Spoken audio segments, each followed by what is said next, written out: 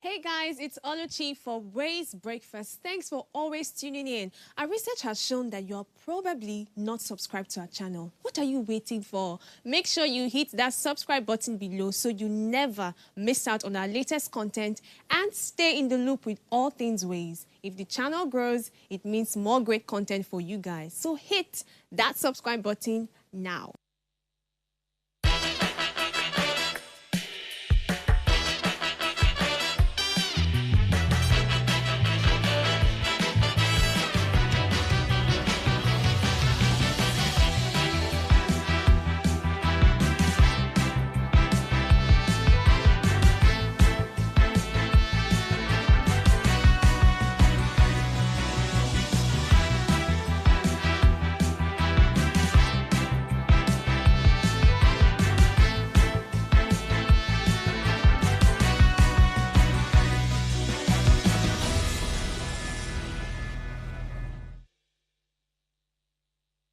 Hello and welcome to What Are You Saying? #Ways, where we talk about topics in the news as it affects us all. I am Osayua Mesale, and today, for now, I'm alone in studio because we're having trouble connecting with Norma via Zoom, but once we get her, she'll join me. Yeah, I have a little story today. I graduated from the Media Entrepreneurship Program at the Pan-Atlantic School of Media and Communications, Pan-Atlantic University. It was fun. I had a very good day today. I'm happy because, again, I don't think if you want to grow in your career, I don't think learning can ever stop. We need to be very intentional about adding knowledge, even if it's bit by bit, just keep adding something to your knowledge bank every now and then when you have the opportunity to. So I've been on this journey for the past 6 months. Yeah, I'm super grateful that we finally got our certificate and we graduated today. And yeah, I got an additional award. I also got to give a presidential speech. So I'm going to be sharing all of those on social media. But today was a good day.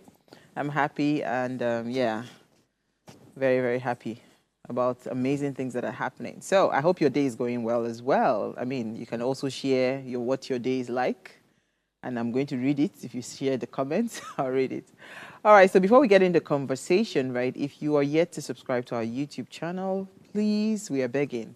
That's the only way we can grow, right? Our channel is at Official Upgrade TV. That's the handle. Just go there, hit the subscribe button, turn on the notification, like and share.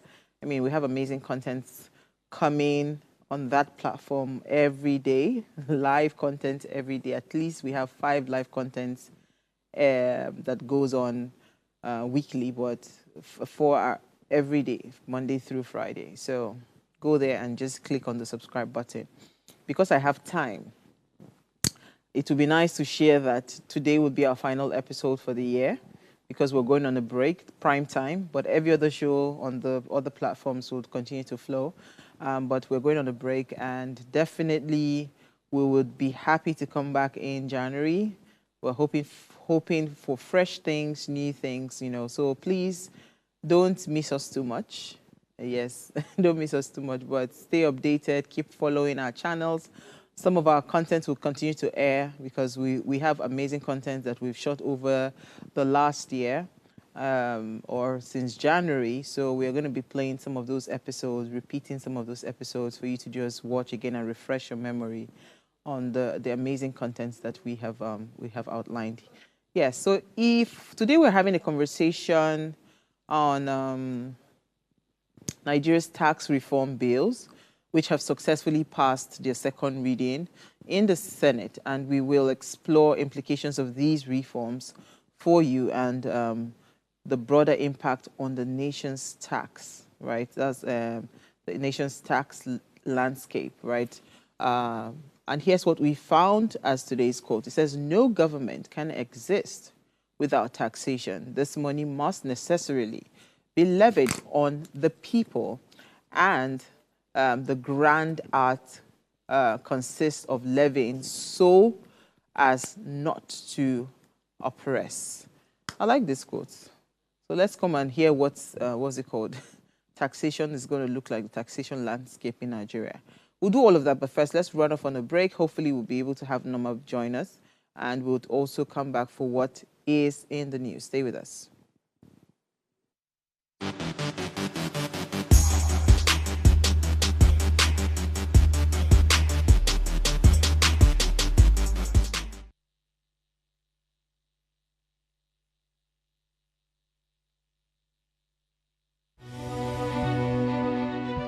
Nigeria, by extension, Africa, is faced with a lot of challenges. With the growing youth population and very little engagement. That is a ticking time bomb. We're blessed people with a diverse culture who have a lot to say. And yes, we are talking. It is important we drive conversations that informs, inspires, and influences thoughts and actions. If we say there is beauty in diversity, then let us embrace our diverse culture. We must continue to courageously be the voice of transformation. As we are the hope for the future, Yesterday's conversation shaped today. What are you saying to shape your tomorrow? We know you have a lot to say, and we are here to hear you.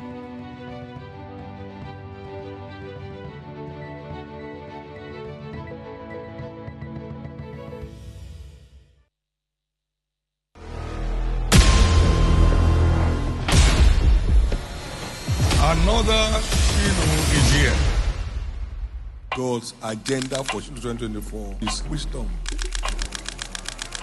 Wisdom is the principal thing that makes things work. Everybody needs the oil of wisdom. The challenges are changing dimensions. So the wisdom to deal with them must keep changing dimensions.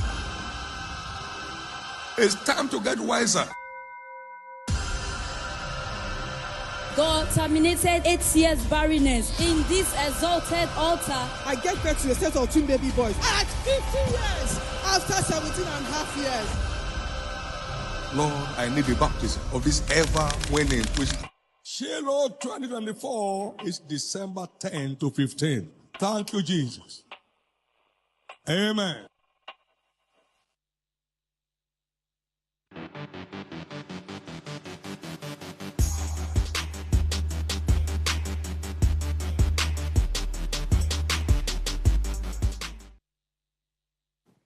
All right, thanks for staying with us. Now, National Buy Nothing Day, observed on November 29, is an annual event aimed at protesting consumerism and also promoting mindful consumption. Founded in 1992 by Canadian artist Ted Dave, the day coincides with Black Friday to highlight the negative impact of excessive shopping, particularly during the holiday season. Now, the movement has since expanded to over 60 countries, encouraging participants to reflect on their purchasing habits and prioritize experiences over material goods. Now, on this day, individuals are urged to refrain from shopping and engage in alternative activities such as spending time with family or volunteering. Creative protests like zombie walks in malls aim to draw attention to mindless consumer behavior. While the event fosters discussion about sustainability, it faces criticisms regarding its effectiveness in altering consumer habits or corporate practices. Nonetheless, Buy Nothing Day serves as a reminder for individuals to reconsider their relationship with consumption and advocate for more sustainable lifestyle. I think this is just a very, very good day. I love the day. I love this day because especially right now that we are drawing really close to the really big holiday season, in fairness, a lot of people are put under pressure. I need to buy this, I need to buy that. I mean, if you go recently to all the, all the advertisements you hear and jingles you hear over the radio, it is all geared towards getting that money out of your pocket, you know. So, yeah, I don't know how much this will work when there's Black Friday sales going on the same day, but I think it's a laudable idea. We need to be intentional about, you know, controlling our spending, because I think a lot of people that have created some of these platforms like social media, different places, it is just targeted at you going to just buy something, click here, this, that, put in your card details. And because payments are so easy and seamless these days, it's so interesting how people just, spend without even thinking. So it would be nice to put that caution. Again, especially we are in very critical times here in Nigeria. So, and I think it's even globally around the world. These are critical times that we're in. So we need to be intentional about controlling. So only buy what you need. Don't just buy things because you like them and you want them. No, buy what you need, what is critical, what is important. So you can then prioritize your finances and invest in other critical areas that would bring in more income for you as opposed to just consumption. So I think it's a very important day. All right, so on that note, yeah, let me take my what's in the news. Then I love Norma's what's in the news. It's making me chuckle. I will take her what's in the news because we're still having trouble trying to connect with her. I have a video. I don't know if that video is available, right? Environmental investigation. So I just saw a video of a woman walking around, right? So it then said that the Lagos, that's Tokunbo Wahab, the video was on the what's it called, the Lagos Environment Commissioner's page. It says it tax Lagosians on cleanliness. Tokunbo Wahab, the Lagos State Commissioner for Environment, has expressed concerns over waste management and poor hygiene in the city, emphasizing the shared responsibility of residents in maintaining a cleaner Lagos. In a post that he shared on social media, Wahab addressed complaints about Lagos being dirty or odorous, attributing to the situation to widespread disregard for environmental rules. He highlighted issues such as indiscriminate waste, dumping, drainage blockages, and open defecation as primary contributors to cities' environmental problem. If nothing, or if anything, this is the sum total of our collective responsibility, Wahab said, pointing to the need for behavioral change among residents to tackle these challenges. The commissioner also stated that the Lagos State government will no longer tolerate acts of indiscipline in waste disposal, urging residents to utilize city waste collection system and cooperate with assigned private sector partners, operators. Wahab also warned that flaunting these rules will now carry grave consequences. He also appealed to the public to refrain from defecating or urinating on roadsides, other public spaces, reiterating that the government's commitment to enforcing waste management regulation and fostering a culture of environmental accountability. I think this is a fantastic, move. Because the truth is, I am tired, I am sick of having to see people, you're driving in the car and all of a sudden your windows come down and you're flinging something out of the window. Or you're walking on the road, your pedestrians like this woman in this video, and she just dumps a bag, a nylon bag that is non-degradable, by the way, right? And just dumps it there. You don't care how this bag might go and block some drainage. We talked about malaria the other day. It's the same thing, right? So I feel like if we intentionally start to do, there was a time in our country where you dare not. You must have a dustbin in your cars, be it commercial or private cars. You must have a dustbin. You dare not, throw your bin, your trash anywhere. You'll be apprehended. You'll be fined. We should go back to that. So this is a great move in the right direction. Lagos is filthy. Lagos is really, really filthy. And the filthiness is contributed by every single one of us. So we need to stop the habit. Like you see people driving a clean SUV and all of a sudden the person brings down his window. I don't know how sick I feel every time I see that. So I think this is a fantastic and commendable thing. Beyond this, there should be a lot of sensitization. So people now know that if you do this, right, this is what will happen.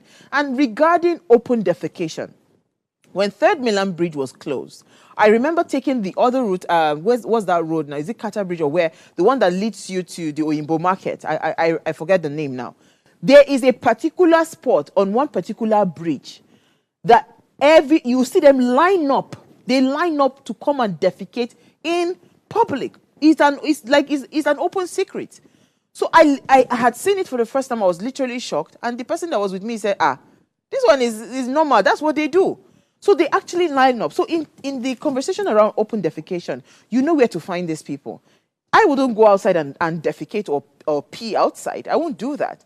So we know where to find these people that do these things. And, you know, if we start to apprehend people and let them face the wrath of the Lord, then I'm sure that we will definitely have a cleaner and a healthier Lagos. So, I mean, this is commendable, and I'm hoping that, you know, it continues. It's not just a social media stunt. Yeah. So, I don't know if we have Norma now. Is she here? Okay, so Norma is not here. Let me take her story, because I saw the story. I was just laughing. I don't know where to start from. But I feel, in all honesty, oh, the story is trying to load. I feel like in some way, he's actually stating the obvious. That is our Minister for Labor. Where is that story now? So he says job creation is not part of my mandate. That's the Labor Minister. So and he's the Labor Minister, is the Minister of Labor and Employment. Muhammadu Dingyadi, yes, that's his name, on Thursday said that Nigerians expecting his ministry to provide jobs would be disappointed because that is not part of his mandate.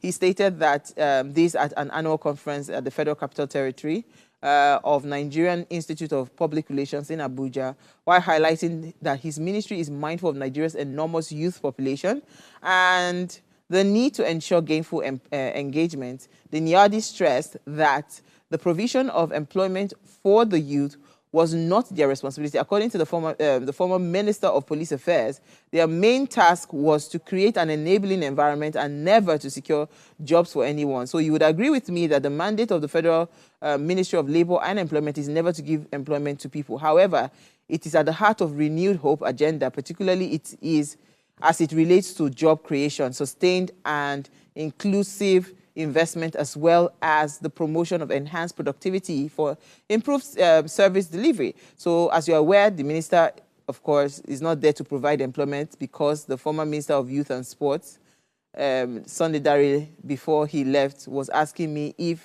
to give him jobs. I said, we only create the environment for jobs. We don't give jobs. So I think,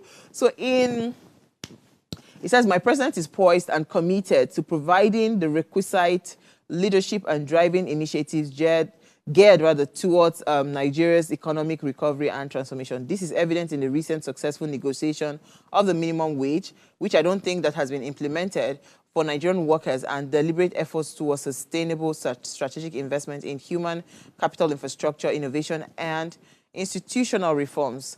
So, I mean, I agree with him to some extent. Honestly speaking, government is not there to do the job. You're there to create environments and then allow other people to do the job. I mean, if we created an enabling environment, I'm sure that the issues around unemployment and all of that, it will actually really, really trickle down. I always say that for me, for instance, personally, I'm very interested in youth engagement and SME engagement, because I believe that those two focus areas can actually absorb some of this unemployment challenges that we have. Because imagine if we're able to empower many SMEs, because they are the biggest employers of labor. Small businesses are underlooked and undervalued in this country, but we create a lot of jobs for people. It might not be the grand jobs that they have in all the big, companies, but as a small business owner, you are able to mop up a good number of people employed. So even if it is one person, two people, you have taken some people out of that net of just sitting down and not having anything to do. So I'll say that, yes, I agree with him. And that's why it is important that we create those environments where people can thrive, people can do, so that we can now be the ones to take these guys out of the unemployment market. I would say something also about the youth. Some of you are unemployable, right? It's not just being unemployed. Some of us Nigerians, the young people, they are unemployable. And it's no fault of theirs, because the quality of the education is not really great. So, but imagine if we created institutions where we're able to retool and upskill some of these young people. Of course, definitely, we then pipeline them back into certain industries. For instance, we are trying to do something within the media space where we retool and train. So these are the kinds of things that we're doing. So if you are the Minister for Labor and Employment, give us these opportunities to be able to then channel the energy that we have and then help you create those jobs, because it's not your job, actually. All right, we'll take a break. When we come back from that break, hopefully, Norma will be back, and of course, my guest will stay with us.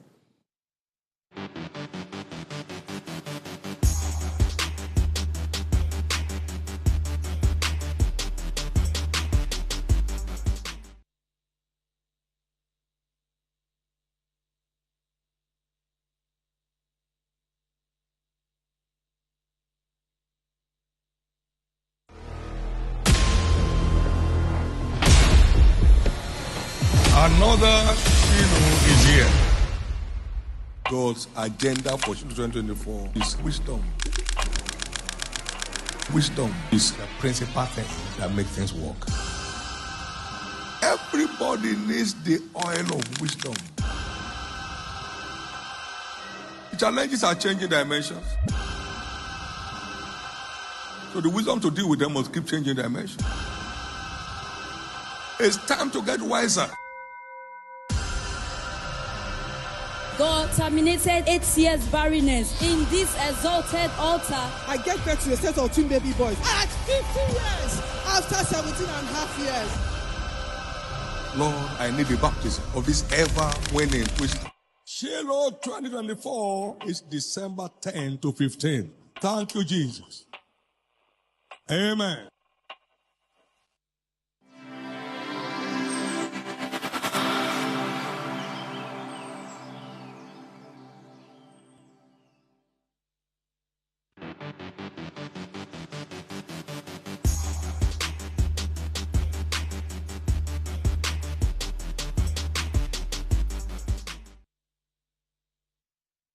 Staying with us now, Nigeria's tax reform bills introduced by President Bola Ahmed Tinubu aims to modernize the tax system and improve revenue collection.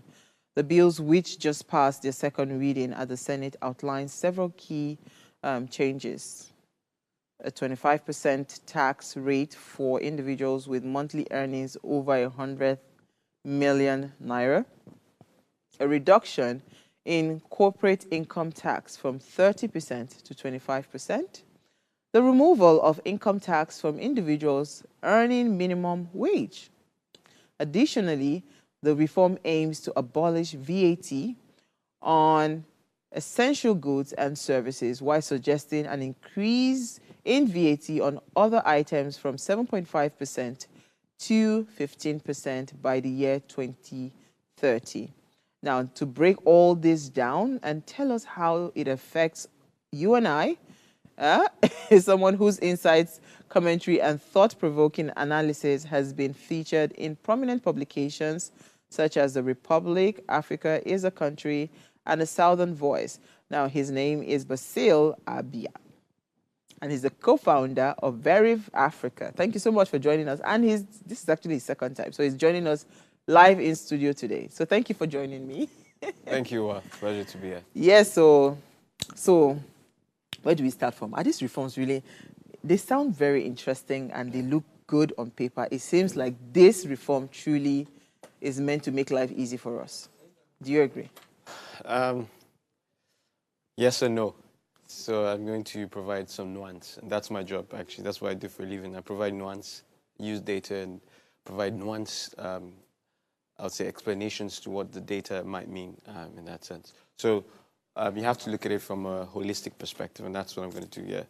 Firstly, it is true that the revamped tax laws, there are 4 tax reform bills, by the way. It's the Nigeria Tax Bill, Nigeria Tax Administration Bill, there's also the Joint Revenue Board Bill, and then, of course, the Nigeria Revenue Service Bill, the establishment of the Nigeria Revenue Service, which basically brings all of tax collection and tax administration onto one body.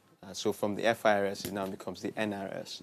And NRS takes the tax collection responsibilities that the NUPRC, which was formerly NMPC, of course, a form of NMPC, used to take, and then, of course, the customs and excise that used to take in all of those tax duties. The NRS handles all of that.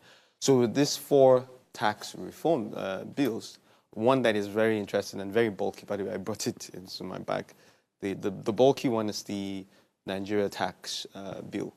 And tax bill basically highlights all of the stipulation tax reforms that affects individuals, especially those in the audience who are watching.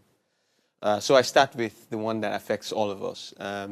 Most Nigerians, at least 90% of Nigerians using statistics, both from the National Bureau of Statistics and even the Central Bank of Nigeria, do not earn up to 1 million naira annually. So there's no need to tax those numbers. I mean, I see you, that's the truth. We're very impoverished as a country, as you do know, of course. according to the multidimensional poverty index that was conducted in 2021, and the results were released in 2022. There are over 133 million multidimensionally poor Nigerians. That was as of 2021. The economy was still fair then. Well, the economy was harsh then, but it was harsh, but it's not as harsh as. Yeah, it's far worse now. That's why I'm saying that it was still fair. It's far worse now. I mean, so I don't even want to know what the numbers will look like. This probably would be around, definitely more than 150 million. There's no doubt about that. But yeah, part of that tax reform bill is saying that individuals who are earning 800,000 naira or lower do not pay any form of income taxes whatsoever. That relieves at least for at least 90% of Nigerians who are of taxable age, of course. And what I mean by that is that if you're 18 years and above and you've started to engage in any activity whatsoever, you are taxable. But based on this stipulation, if your earnings per year do not amount to over 800,000 naira, then you don't get to pay taxes. There's another element to that tax bill, by the way. The element is that banks, financial institutions, whatever, so from your OPay to your Money Point to your normal banks, if say you bank with Access Bank or you bank with GT, for instance, and then if you're in the middle class and you like to have some stock holdings, so maybe you go to Afri Invest or Mary Stem, either way, any of these institutions who are handling part of your financials, either for holding your bank holdings or savings, or if you're investing in them to buy stocks, so they're your stockbrokers, they are supposed to report on a quarterly basis to the NRS. By then, of course, the NRS will have been established. So they're supposed to report to them new entrants for their services, and then existing customers, folks who are earning above these numbers. The reason for that is the NRS wants to have information on folks who are now taxable, who are supposed to pay taxes. So if you're earning 800,000 naira and above, 800,000 to 2.2 million, you're supposed to pay at least on the difference between 800 and 2.2. Yes, you're supposed to pay at the 400K.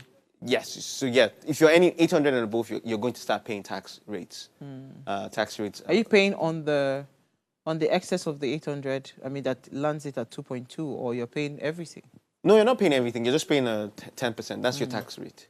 Do you get? And then if you're earning the highest, I think, or the base level for the highest earners in Nigeria is 50 million naira or above, those ones pay a 25% effective tax rate on their income. So any income, anything entering into your account that these financial institutions can report, or when you go for your yearly tax clearances. Because now the tax reform bill would incentivize, based on the infrastructure that they're providing the NRS and based on the mandates, but they're also stipulating that you have to go for your yearly tax reports, which is basically doing your taxes like we know when we talk to our friends in America or in the UK and Canada. They'll say, oh, I have to clear my taxes for the year. So you would have to be doing that process. Either you go to NRS, I don't know, I think there's also stipulations for technology to enable it, make it easier.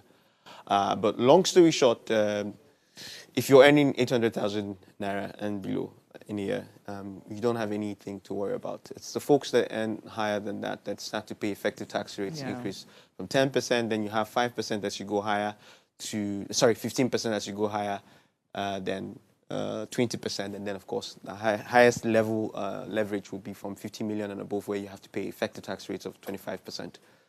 Then the other part that really affects day-to-day Nigerians, people who are listening to me, is that you're going to do a zero tax rate on your VAT moving forward from January 2025. And what I mean by that is that any essential commodity that you're consuming and buying, there's no VAT on it. An essential commodities or essential services that are classified by the bills that are already, I think they've passed second reading. They have passed second reading today, the last that I checked, in the Nigerian Senate. So those essential services and commodities would be medical supplies, essential medical supplies, of course. Your paracetamols, your anti-malarials, your diabetics, and the rest of that. And then to add other essentials, of course, would be food, basic food services, and then CNG, LPG, for those who are using gas for the petrol. If I'm not mistaken as well, kerosene as well, because that's an essential household commodity. And then electricity, because you're consuming electricity on a daily basis. So yeah, no taxes when it comes to VAT for essential consumptions. And then if you're earning lower than 800,000 naira per year, no taxes. Interesting. Interesting. So I was just going to probably... There's the bad egg, and I will come to that right after your question. There's the one that really is going to affect a lot of people, Nigerians, especially Nigerians that like to take their awards to public institutions, public higher institutions, universities and polytechnics. There's a bit of a problem that I envisage just from my interpretation of the bills. Of the bill. Yeah. I was going to say that, you know, whenever I hear taxes and I know the structure of Nigeria, so I like to always come from an angle where I understand most. I'm a business person. Let's say I've taken loans, right? I've taken probably bootstrapping, or maybe families and friends, blah, blah, blah. We're building and we've been able to, but that income, that money, all the tax officer is just seeing is money, but you don't know that those things are actually loans from different people. Yeah. So how do we manage that balance, right? Between, because it's not inflow that is directly, even if you see 100 million in my account, it might be that what is mine there might probably just be 1 million naira. Yeah. But, you know, sometimes you also want to do some of these things to be able to build an account balance and a history and all of this. You know, the financial landscape in Nigeria is quite complicated, right? You see a startup, a young startup, they don't know anything. And you're telling them to go and bring collaterals in hundreds of millions. How do you expect them to get it, right?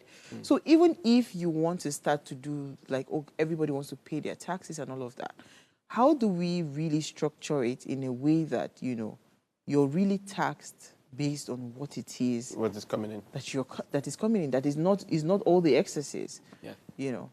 So to answer your question, I think I made a prediction after I'd read the last of the 4 bills, and this was 2 weeks ago on LinkedIn, where I said we're going to see the emergence of a new class of lawyers called tax consultants. I'm telling you, lawyers.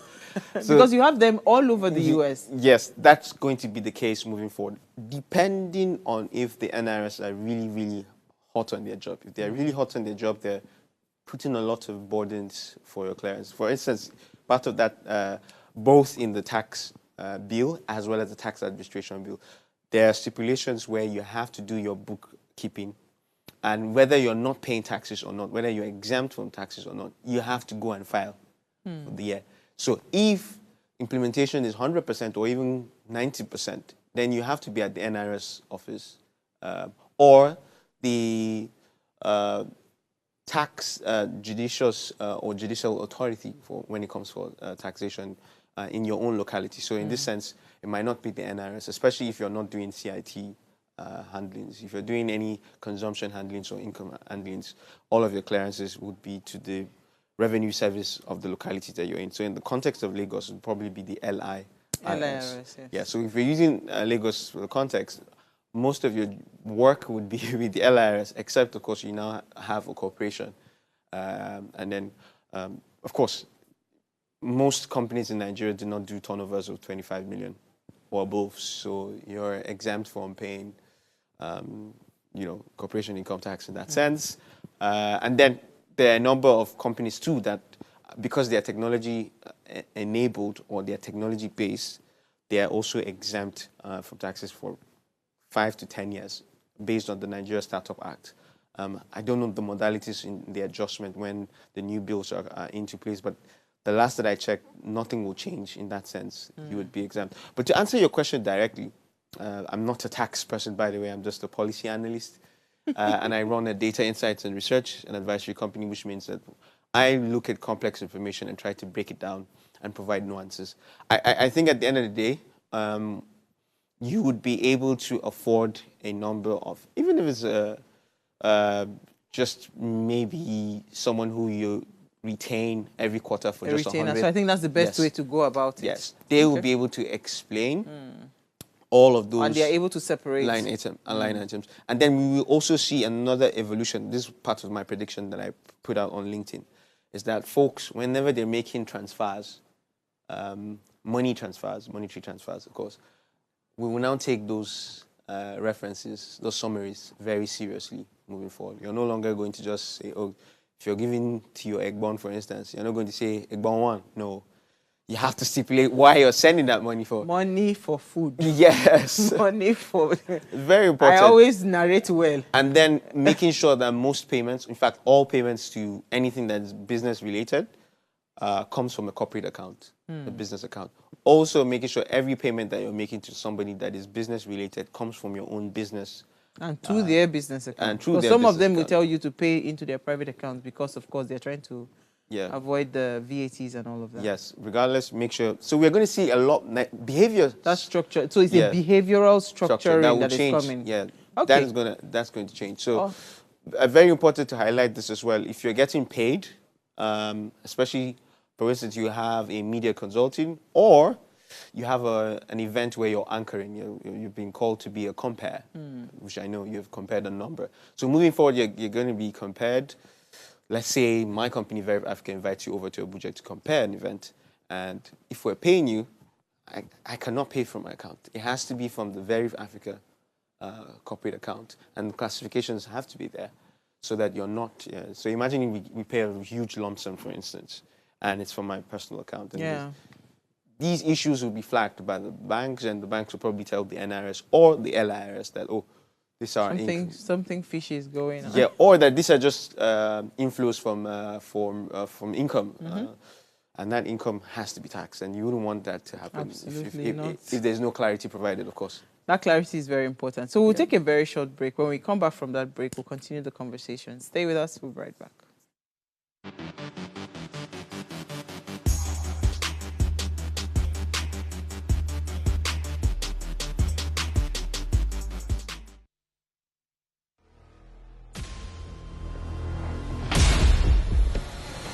Another is here. God's agenda for 2024 is wisdom. Wisdom is the principal thing that makes things work. Everybody needs the oil of wisdom. The challenges are changing dimensions. So the wisdom to deal with them must keep changing dimensions. It's time to get wiser.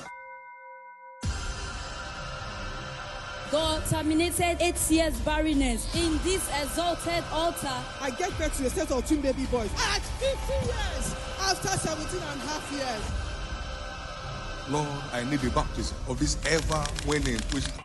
Shiloh 2024 is December 10 to 15. Thank you, Jesus. Amen.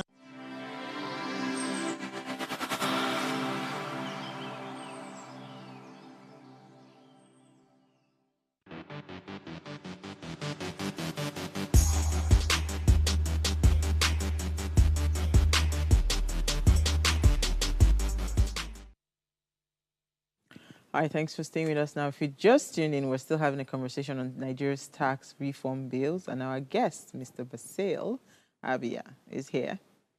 He's the co-founder of Very Africa, and yes, he's with me here in studio. Please, let's hear what you have to say. Remember, you can join the conversation, send us an SMS, or WhatsApp to 081-803-8663. You can also call our phone lines. The numbers to call are 07025007749 or 07014242420.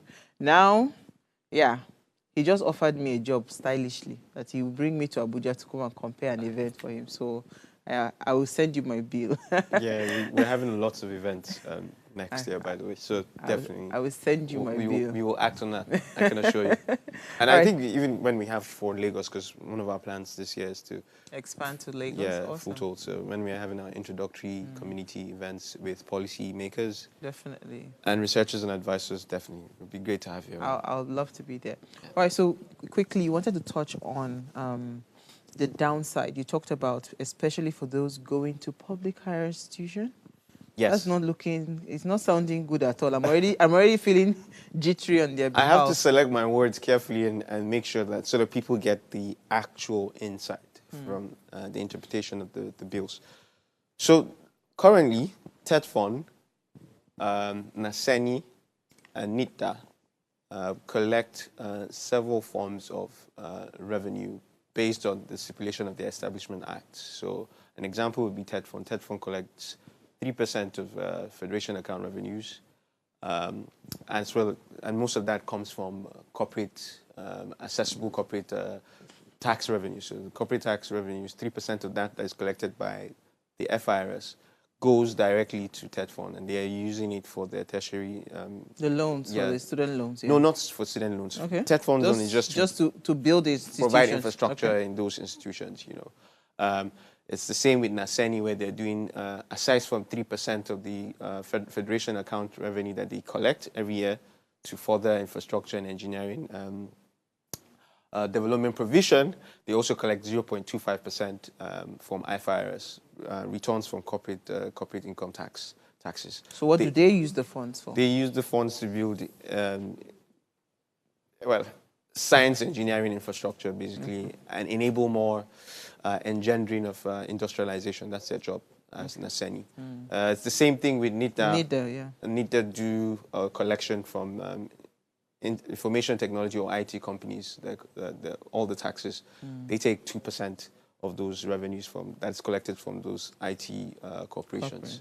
And they use it to, again, there's also the cyber levy, for instance, that NITA is also supposed to collect in that sense, generally. That's supposed to start next year. That's supposed to start next year. But there's going to be a twist.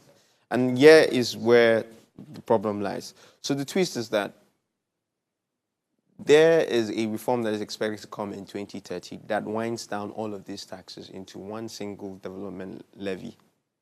And that development levy, at the end of the day, would go directly to the NEL fund. That is the student, basically, as you know, the student loan fund. But it doesn't get, other levies or levies do not get waived out yet until 2030. So TETFON would collect 50% next year of the development levy. Let me start first. There is a unification of all of these levies into one single levy that will start next year. It's going to be called development levy. Now, with that unification development levy, NASENI and the folks at NITA and the folks at TETFON will collect some percentage of the development levy for 2025, 2026, 2027, and 2028. In fact, for TETFON, from 2027, it winds down completely. They do 0% collection, right?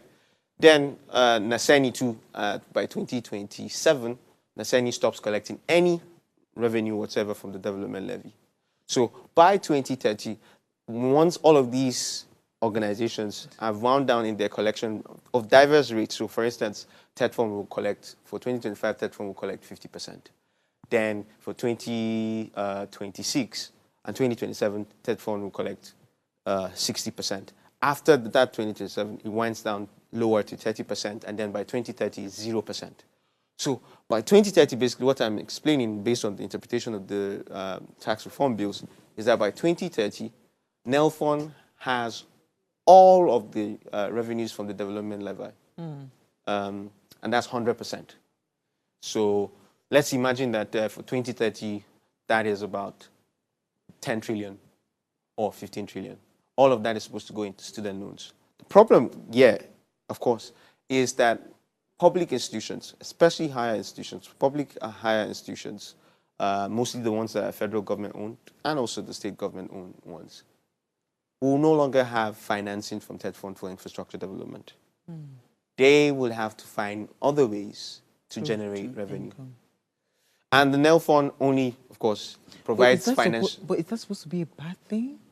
Because, I mean, if we start to really tax some of these institutions and even state governments, you know, be it, state governors or local government, they already do some level of tax collection. So I'm saying that I don't think it's such a bad idea if we start to probably shut down some of these things and force critical thinking, force innovative thinking, so people can start to become self-sufficient. Because in fairness, these things are not sustainable.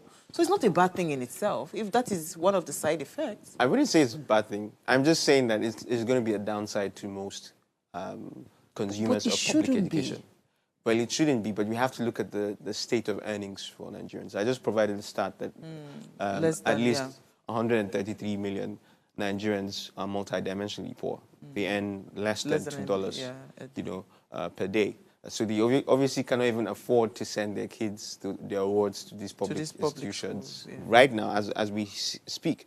Now imagine the situation where there is no TED fund funding, financialization from the federal government is next to nothing. The only form of that financing is if your wards qualify for the loans. And we all know what it takes for the bureaucratization of that loan system. I heard over the radio this morning, somebody was asking that the loans should be given to private schools. So the analyst said, for what? Yeah. You know, it doesn't make any sense. Yeah, it doesn't make any sense. But you'll be shocked that is somebody that is inside that, what's it called, the loan company, and the loan ministry, and there's somebody, things can happen. Yeah, the Nelfon board. I know that I've heard cries from certain quarters of private university owners asking to also be part of it. Trust me, as the years move on, as we move into 2030, we will see calls from privately owned universities. But let me just conclude. Sorry, let me quickly, just hold your thought. Don't lose it. I believe we have Loma on the line. Good evening. Good evening, Sister One. Hi, Loma. Good evening. Good evening, my brother in the house. Good evening, Loma. Pleasure to meet you. Yes, Loma from Abia State. Yeah. If I'm to talk about this topic, the tax reform bill in Nigeria has never affected us positively. The tax reform bills in Nigeria continue impoverishing us, making us look as if we are no longer human beings. They just bring out anything at any time and impose it on companies, on individuals. At the end of the day, it now boils down to the common man. It's quite unfortunate. Look at how Aline Dume is crying. Look at what Aline Dume is saying. Why must you horribly pass it? What is the secret behind it? What surprises me is present politicians behave as if they are demigods. And they think that they can live forever on earth. One day is for one man. We all will answer that ultimate call. And we will be judged by the work we have done. Because all these things, all these reform bills, tax reform bills, I've never seen it bettering the life of Nigerians. Okay. Every day they continue building the word of promise to our ears and breaking into our hope. I'm using this opportunity to tell them, right from the president to the legislature, as many impoverishing us, as many suffering us, one day we will live to see them begging us. Thank you very much. Thank you so much, Loma. Thank you for your thoughts. Loma is always calling and he's very passionate about the country. I would like to touch on some of the things that he talked about because the hurried nature to which this bill is being passed, I would like for you to talk, but I don't want you to lose your train of thought, what you were saying before that. We'll come back to that. Sure. Should I? Yeah, go ahead. Yeah, so what I'm just basically saying, and I think it's something that has to be clarified by both the Fiscal Policy and Tax Reforms Presidential Committee led by Taiwo Oyedele, as well as the federal government themselves, is what happens to the financing of federal government-owned higher institutions. What happens, especially when 2030 takes in? Because it's not sustainable to say the NEL fund is going to sort out all of the financial subsidization of the cost. Because whether we like it or not, when there is a loan system that is now institutionalized, what happens is that the fees get incredibly high, really, really high. So if I pay a federal government university fee for my youngest sibling, by the way. So I know what has changed in the last 2 years. Wow. Trust me, I know it's like this. It went from 0 to 100%. Whoa. And this is just without, that full actualization. And she's a medical student. At the maths, she'll probably leave by 2029. Hopefully, hopefully I'm saying that so that we don't have the strike. No strike, so by God's grace. But if there's a strike, for instance, and she's there till 2030 or 2031. What happens? What happens? It means that I might have to be paying close to $1 million. Very likely. Especially for highly sought out and really, really costly courses like medicine or law or engineering, petroleum engineering, for instance. So there's no doubt about it that my analysis is going to be spot on in the sense that we're going to see tuition fees and every other underlying fee that people pay to federal and state government-owned tertiary institutions is going to be sky high. At the very least, 200 to 300% in increase. And the NEL fund, the bureaucratization of the NEL fund process itself is too cumbersome. How many people can actually qualify? Access it. Let's not forget that there will be a lot of red tape. There will be a lot of corruption in there.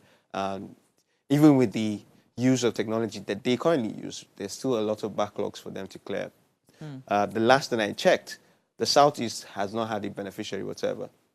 Obviously, the Southeast institutions have their own faults in there, but how can you do or build such a system that is national and you're not, trying to also probe those, not probe, but like prompt them, look, come on, this is a national event. It wouldn't look good on us if we look at the list of beneficiaries and no single institution or no single student from a Southeast-based higher institution has not benefited. It doesn't really look good. I know that there are corrections in that sense moving forward, but I'm just trying to highlight that the bureaucratization, the red tape, the corruption, and just how cumbersome the processes are.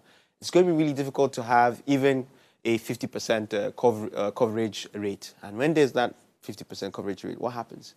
You start to see a large bulk of that demography who normally will go to universities stop going to universities or polytechnics. And what do they do next? I don't want to think about what they will do next. To add again, the services industry in Nigeria is the largest contributor to the GDP. It's also undoubtedly the second largest contributor of jobs after agriculture. The reason for that is most of the students who go to university have basic admin skills, basic skills, numeracy skills and literacy skills. They can run kiosks, they can run supermarkets, they can be assistants in TV studios like this and learn their ropes up to the, they can even join in as a novice, analyst or in any company whatsoever. They can work in hotels and all of this. The entire financial services, the banks, all of these. The reason for that is the education that is already provided to give them those skills are, by global standards, really cheap. And most families, lower income to middle income, can't afford it. So they take their kids, at least, no matter the lag of unemployment, after 4 or 5 years, averagely, somebody has something to do and they move forward. Now, imagine that demography not having to access and afford tertiary education.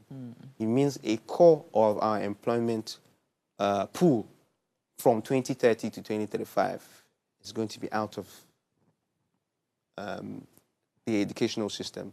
But I don't think that's a bad thing in itself. If we have very great skill learning centers, right, where you can, I don't have to, like, for instance, if I want to become a journalist or something, I don't have to go to the 4 walls of a university. I can go get certain kinds of skill and train. And like you rightly said, you can work your way up. I'm just saying that we also over-prioritize the higher institutions in Nigeria. They're great tilers and they're making exceptional income, right? It's just for tiling. But I have to ask you, sorry to interrupt, but I have to ask you a question. How is our vocational technical skills yes, it's horrible. system? It's horrible. That's what I'm saying, that imagine if we had those kinds of highly quality structures, institutions where we train, and when you come out, you are actually top notch. I don't think, those things are a burden per se. Not everybody is wired to go to a higher institution. Of course. But I'm saying that, you see, that's where, when I start to have some of these conversations, I want us to really look at the critical things.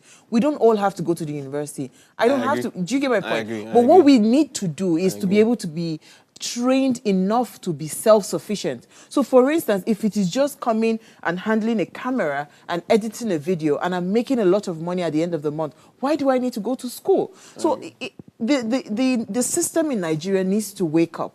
We need to understand that there's so many layers to which you can attain self-sufficiency, you know, fully be employed, or you even become an employer of labor. But you need to have, it is a skill that is missing, because a lot of people go into universities, they pay bribes just to get a certificate, they come out, they don't know nothing.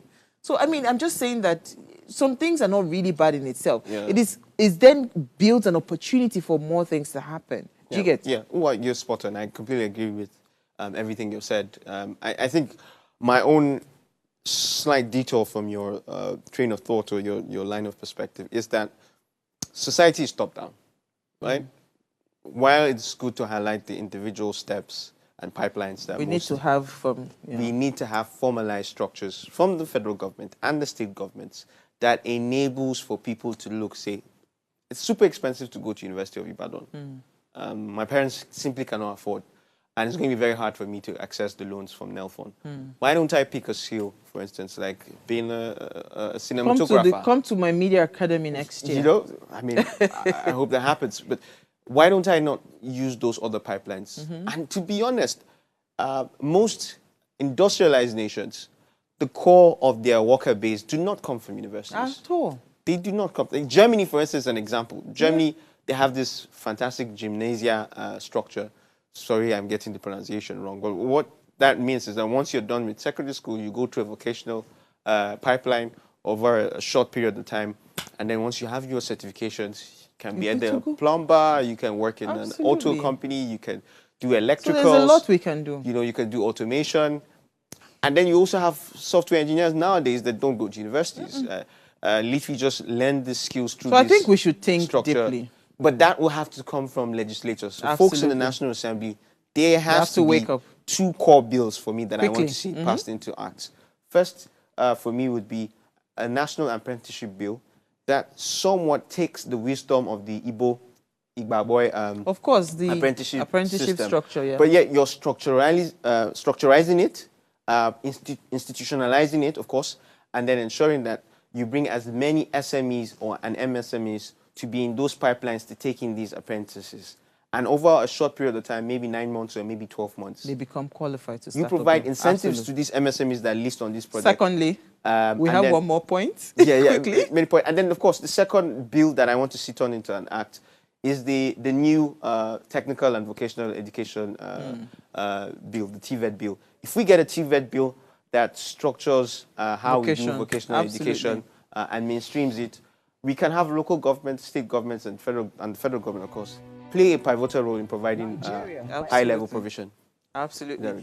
Unfortunately, we ran out of Daniel Ilo, sorry, you says you will miss us so much.